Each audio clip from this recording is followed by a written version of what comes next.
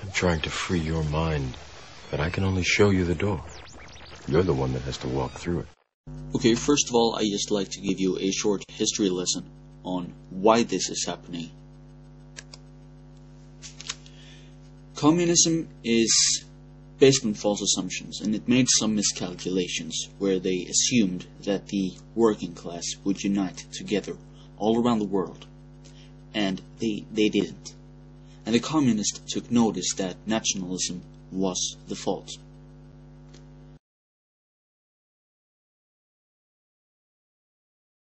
Now, Marxist Antonio Gramsci thought up ways to get rid of the idea of national brotherhood, which was more powerful, national brotherhood that is, than the idea of economic classes. This in order to ensure that the proletariat around the world this second time around would care more about class and unite globally. Theodor Adorno and Herbert Marcuse and the Frankfurt School expanded upon Gramsci's ideas and implemented them in society. They also noticed that getting rid of borders and national identity wasn't enough, because people of different nations but of the same race quickly adopted similar cultural values, languages, etc., and they became eventually indistinguishable. And once again, there was another obstacle more powerful than the social construct known as working class. What was more powerful than the social construct known as working class was namely race. This too, just as national brotherhood, had to be deconstructed in order to pave the way for the global proletariat. The cultural Marxist infiltration of schools, campuses, media, market advertisement, and finally politics was a slow process, but was more or less finally realized in the late 1960s during the Cultural Revolution.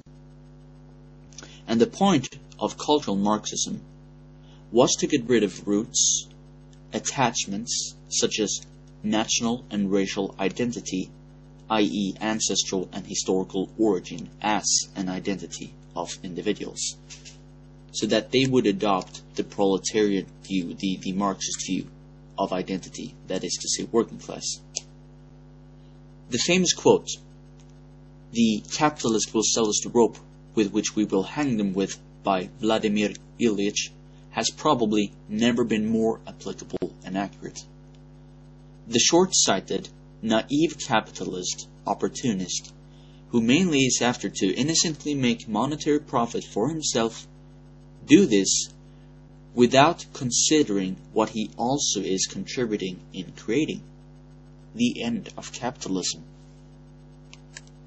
He sees eye to eye with this new wave of disguised Marxism, known as cultural Marxism, because it's not on their radar. This Marxism doesn't attack capitalism straight ahead, head on. It systematically seeks to undermine capitalism below from the culture, whilst capitalism is profiting on selling Marxist values and ideology, from popular culture to politics and immigration. The more diverse the society, the less socially content and materially dependent consumers will be. Immigrants lower wages as they are willing to work for lower salaries. Getting rid of borders, such as in the EU, solves the tax problem for transport, etc. Cultural Marxism, explicitly unacknowledged by the average individual capitalist, seem to benefit the individual capitalist, but in the short run. What the capitalist unconsciously is aiding in is importing in people who vote left. What the capitalist unconsciously is aiding in is the destruction of borders, nationhood, and ethnic and racial identity to pave the way for the global proletariat. Now, what happens is that kids grow up in this artificially created right-left cultural Marxist consensus environment without natural deep roots and loyalties other than to current status quo, which they have based their current identity on.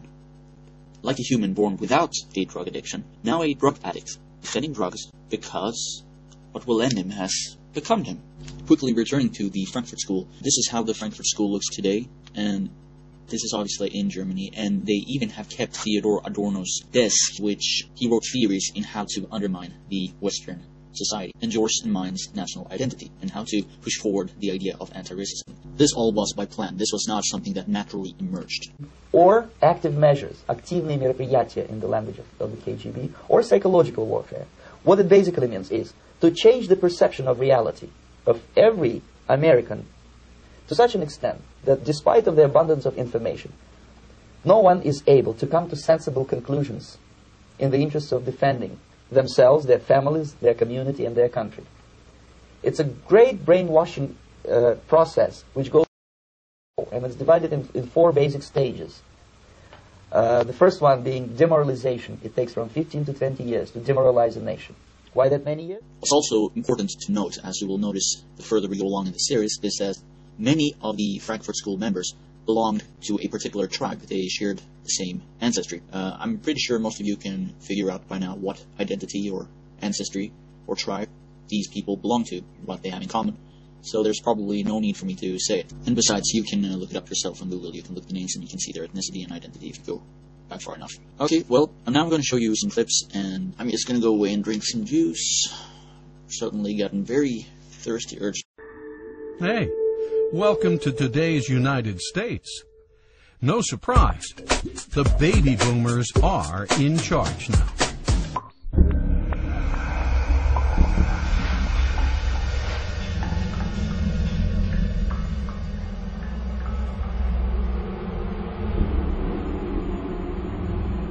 The United States has undergone a cultural, moral, and religious revolution. But in the 1960s, it captured the young in the universities and the colleges, and we had this great battle, cultural war begin then nationally. And since then, if you will, secularism has really achieved dominance in the academic community and the intellectual community and the entertainment community in Hollywood, among part of the political community, but not the nation as a whole. However, it is much stronger than it was, and so this is the basis of the great cultural war we're undergoing right now. And so we are 2 countries now. We are 2 countries morally and socially and culturally and theologically, and cultural wars do not lend themselves to peaceful coexistence. One side prevails or the other prevails, and the truth is that while the conservatives, in my judgment, we won the Cold War with political and economic communism, we've lost the cultural war with cultural Marxism, which I think has prevailed pretty much in the United States, or is now the dominant culture, whereas those of us who are traditionalists, we are, if you will, the counterculture. What exactly is cultural Marxism, the dominant culture of today?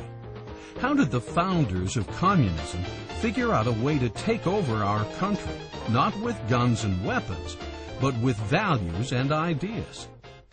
Let's take a closer look at this and see exactly how it happened. Karl Marx thundered, "Workers of the world, unite!" Sure that he had a principle to unify all workers in every country, Marx looked forward to eventually taking over the world. Karl Marx believed that you would have a rebellion by the workers against the capitalist system, which would then create a Marxist communist society where you would have dictatorship of the proletariat. Unfortunately, when World War I broke out, the workers of the world did not unite. In fact, the workers united with their respective countries and fought each other.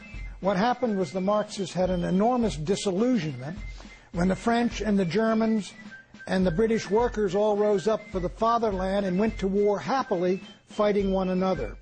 Marx's idea was a total failure. Workers were more loyal to their respective countries, churches, and cultural values than they were to their counterparts in other countries. Some years after Marx failed, several of his disciples got a new idea on how to take over the world. One of his disciples, Antonio Gramsci, while where else but in prison, wrote up a series of plans, now known as the Prison Notebooks. In this plan, Gramsci announced, "The workers of the world will unite only after The long march is over. The long march? In other words, they had to get into the culture and change the way of people's thinking. And if people were thinking about patriotism and nation and God, that was a mechanism which was too resistant to Marxism. It could never take hold. So you had to erode and destroy that in the individuals.